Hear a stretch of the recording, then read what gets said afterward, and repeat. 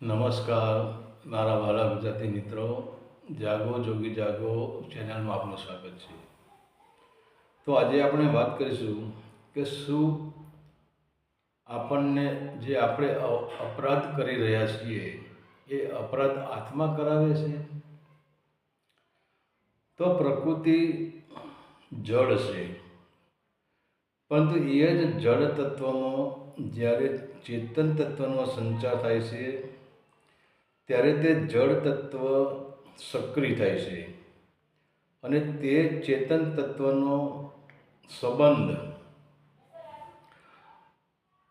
જળ તત્વ સાથે થવાથી તે જ્યારે જળ તત્વનો ચેતન તત્વનો સંબંધ છૂટી જાય છે ત્યારે પાછું તે જડ બની જાય છે. તો હવે વિચારો કે આપણું આ શરીર પણ 5 તત્વથી બનેલું છે અને તે શરીરમાં એક સેલ, એક વિદ્યુત, એક ચેતન શક્તિનો સંચાર ત્યારે થાય છે ત્યારે જ આપણને આ શરીર ચેતન લાગે છે અને તે સક્રિય બને છે. અને આપણે જે શરીરને મારું મારું કહી રહ્યા છીએ, મારો દીકરો કહી રહ્યા છીએ, મારી પત્ની કહી રહ્યા છીએ, અને જે શરીરને મારું મારું કહીને જેને પ્રેમ કરી રહ્યા છીએ, જેના ઉપર આપણે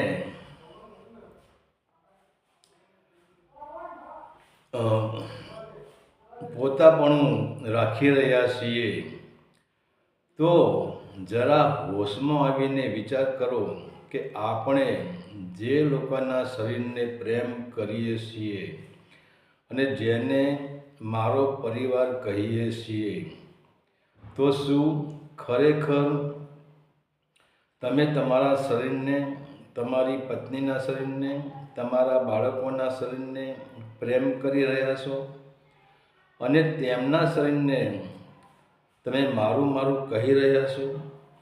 તો અહીંયા જ મોટો ભ્રમ પડેલો છે. અહીંયા જ અંધકાર, અજ્ઞાન અને બેહોશી પડેલી છે. કારણ જો તમે શરીરને તમારો પુત્ર, તમારી પત્ની, તમારા મા બાપ કે પછી પતિને માનતા હોય અને શરીરને જ પ્રેમ કરતા હોય, તો જ્યારે તે શરીરમાંથી ચેતના હટી જાય છે ત્યારે તે શરીર જડ બની જાય છે, મતલબ તેનું મૃત્યુ થાય છે. તો પછી જો તમે તે શરીરથી જ આકર્ષિત હોય તો મૃત્યુ પછી તે શરીરનું આકર્ષણ કેમ તૂટી જાય છે અને તમે જેને મારું મારું કરતા હતા તેને સળગાવી કેમ દેશો? તેને તમારા પત્ની માનીને, તમારો દીકરો માનીને, તમારા પતિ માનીને એને ઘરમાં કેમ લાગતા નથી? તો આ વાત ઉપરથી નક્કી થાય છે કે આ શરીરને કોઈ પ્રેમ કરતું નથી. તો આ શરીર એક વાદળ જેવું છે. જેમ આકાશમાં વાદળો આવે છે અને તે જ વાદળો પાછા વિખરાઈ જાય છે. તો જ્યારે વાદળ નહોતો ત્યારે પણ આકાશ પૂર્ણ હતું અને હવે વાદળ છે તો પણ આકાશ પૂર્ણ જ છે. અને જ્યારે વાદળો વિખરાઈ જાય છે ત્યારે પણ આકાશ તો પૂર્ણ અને શુદ્ધ જ રહે છે, નિર્મળ જ રહે છે. અને બીજું કે આકાશ સિવાય વાદળો આવી શકતો નથી, પરંતુ આકાશ એ વાદળ નથી. બીજું કે વાદળો ભટકાય છે, વાદળો ગર્જના કરે છે, વાદળો તોફાન કરે છે અને વાદળો ભયંકર વર્ષા પણ કરીને પ્રલય પણ લાવી શકે છે. તો તેમાં આકાશને કંઈ જ ફરક પડતો નથી, કેમ કે આકાશ ફક્ત સાક્ષી છે અને એટલે વાદળોનું પરિવર્તન થાય છે, આકાશનું પરિવર્તન થતું નથી. એવી જ રીતે આ શરીરમાં ચેતન તત્વ, આત્મતત્વ તે શુદ્ધ આકાશરૂપ છે. પરંતુ જેમ આકાશ વિના વાદળો સંભવ નથી, એમ આત્મતત્વ વિના, ચેતન તત્વ વિના શરીર સંભવ નથી.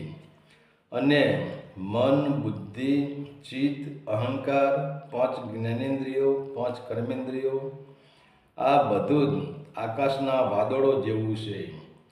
અને આત્મા, આમાં મુખ્ય વિરાટ વાદળ હોય તો તે મન છે. કારણ મનથી જ સંકલ્પ, વિકલ્પ, વિચાર, આશાઓ અને વાસનાઓ, મોહરૂપી વાદળો બંધાય છે.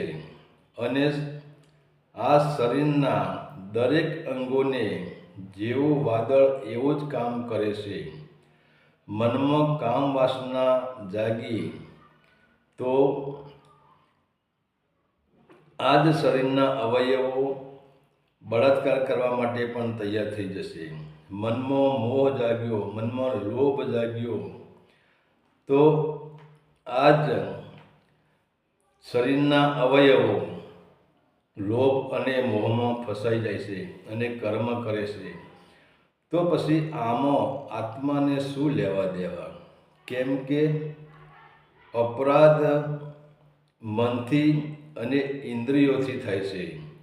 અને જે અપરાધનો સજા મળે છે, તમારો હાથ કાપી નાખવામાં આવે તો વેદના શરીરને થાય છે અને દુઃખ મનને થાય છે. તો આત્મા ફક્ત આ આકાશના રૂપ પૂર્ણ છે અને સાક્ષી છે. તો હવે આપણે જોઈએ કે આપણે જે કર્મ બંધન, જે આપણે અપરાધ કરી રહ્યા છીએ, તો આપણે તો અપરાધ કરતા જ નથી. આપણે જેને શું શબ્દ કહીએ છીએ, જેને હું શબ્દ, આપણે હુંને ઓળખતા જ નથી.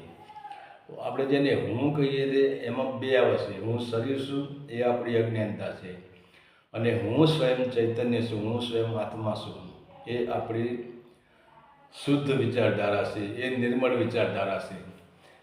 તો હવે શરીરના મનથી જ શરીર કામ કરી રહ્યું છે કે મન શરીરનો રાજા છે. 5 જ્ઞાનેન્દ્રિયોનો અને 5 કર્મેન્દ્રિયોનો રાજા મન છે. આત્માનો રાજા મન નથી. હવે મનથી જ શરીરનો, મન એ ડ્રાઈવર છે. આ 5 જ્ઞાનેન્દ્રિયો અને 5 કર્મેન્દ્રિયો એનો રથ છે. તો હવે મન જેમ ફાવે એમ મનની અંદર જેવા સંકલ્પો ઉઠે, કામ વાસનાના સંકલ્પો ઉઠે, તો આ જ્ઞાનેન્દ્રિયો અને કર્મેન્દ્રિયો કામ વાસના તરફ ધકેલાય છે. મોહના વિચાર ઉઠે તો મોહનું વાદળ આવે તો મોહ તરફ ધકેલાય છે. કામનું વાદળ આવે, મોહનું વાદળ આવે, લોભનું વાદળ આવે, અહંકારનું વાદળ આવે, રાગ દ્વેષનું વાદળ આવે, અપમાનનું, અસંખ્ય વાદળો, જેવા વાદળ મનની અંદર આવે છે. અને એ રીતે આપણે જ્ઞાનેન્દ્રિયો અને કર્મેન્દ્રિયો કામ કરે છે. તો હવે આત્મા તો શરીર જેવું નિર્લેપ જ છે. આત્મા વાદળો આવવાથી આકાશને કંઈ ફરક પડતો નથી. વાદળો ટકરાવવાથી આકાશ ટકરાતું નથી. વાદળો તોફાને ચડે તો આકાશને કંઈ લેવા દેવા નથી. પણ આનો જે અપરાધ થાય છે અને જે સજા મળે છે, તો ધારો કે આપણે ગુનો કર્યો અને આપણો એક અંગ કાપી નાખવામાં આવે તો વેદના શરીરને થાય છે અને દુઃખ કોને થાય છે? દુઃખ મનને થાય છે. તો આત્મા તો નિર્લેપ જ છે. આત્માને કોઈ વેદના પણ થતી નથી અને આત્માને કોઈ દુઃખ પણ થતું નથી.